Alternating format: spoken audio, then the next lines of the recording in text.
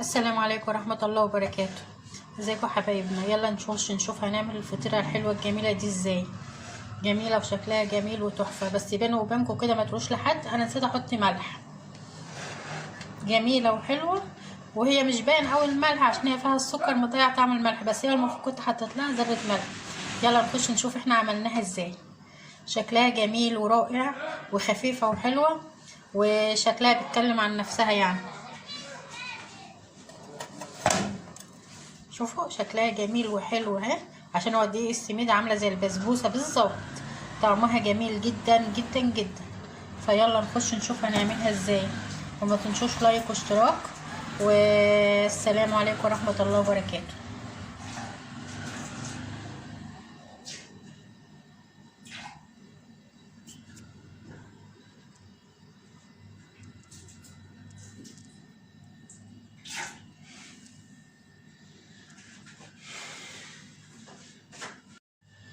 السلام عليكم ورحمة الله وبركاته.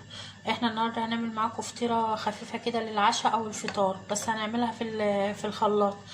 وبما ان انا خلاط صغير فانا هعملها في الكبة. فانا معايا كوباية ونص دقيق، ونص كوباية دقيق سميد، ومعايا دي الزبادي اللي انا كنت عاملاها كوبايه زبادي على ميه، يعني انا دي كوبايه الزبادي حطيتها وكملتها ميه. ومعايا معلقه بيكنج باودر، ومعايا رشه فانيليا، ومعايا 3 معالق سكر، ومعايا بيضه، ومعايا سمسم وحبه البركه. فده كله هلمه بقى انا كده، هلمه في الخلاط في الكبه معاكم.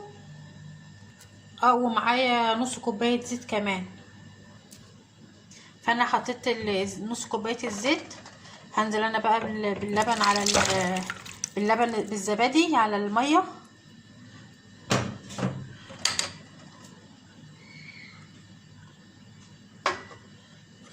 الفانيليا، هنزل بالسكر،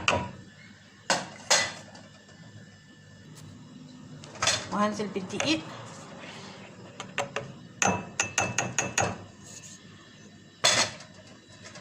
كده. هضرب دول وارجع تاني معاكم. لسه هحط دقيق السميد. حبايبي انا عملتها ضربتها في الكبه اهي. الكبه اللي تقسيم من الخلاط، هي المفروض بتتعمل في الخلاط، بس بصراحه خلاط الشفشون الصغير الكبه اوسع. انا عملتها برضو بالبتاع السكينه اللي تعتبر زي بتاع الخلاط اكتر يعني. فدي انا هرجع بقى المها تاني، بس ما افضي دي معاكم كده اهي. وانا دهنت الصينيه زيت او سمنه او اي حاجه اللي انت عاوزاه تديني بيها. فانا هنزل بقى العجينه دي كده. طب معلش انا هنزلها وعشان المها بس كده، عشان مفيش حاجه ترمي، وارجع لكم تاني. حبايبي انا حطيتها في الصينيه اهي. هدين بقى بيض كده عشان برضو ايه تدي اللمعه الحلوه كده، خفيفه وحلوه حلوه.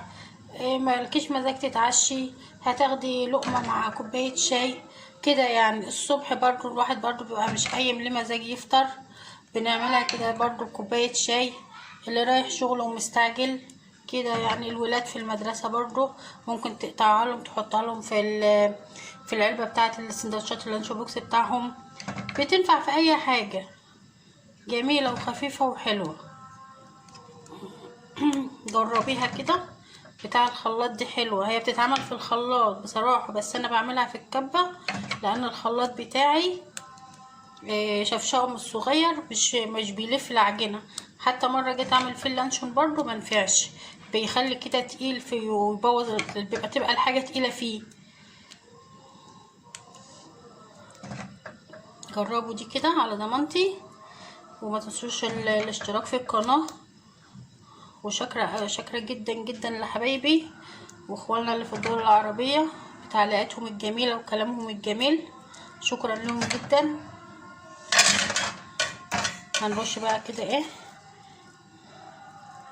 حبه البركه والسمسم، بتديها طعم برضو وريحه جميله، والسمسم برضو طعمه جميل كده.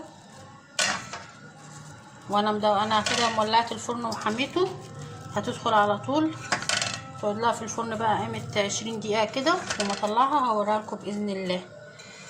ما تنسوش لايك وشير كده.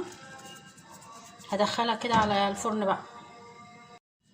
ادي الفطيره بتاعتنا بعد ما طلعتها من الفرن، شكلها جميل جدا وريحتها جميله جدا. انا لسه ما دقتهاش بس انا عارفه ان طعمها حلو لان احنا مجربينها. فهي هقطعها واوريها لكم اهي، لان انا كده قطعتها بس هطلعها من الصينيه. فهي شكلها جميل وشكلها حلو. هي قعدت لها حوالي 14 دقيقه في الفرن عشان انا مش متخناها. على فكره انا مش بحب الحاجه تخينه، اللي حابب يتخنها يبقى يضاعف الكميه بقى.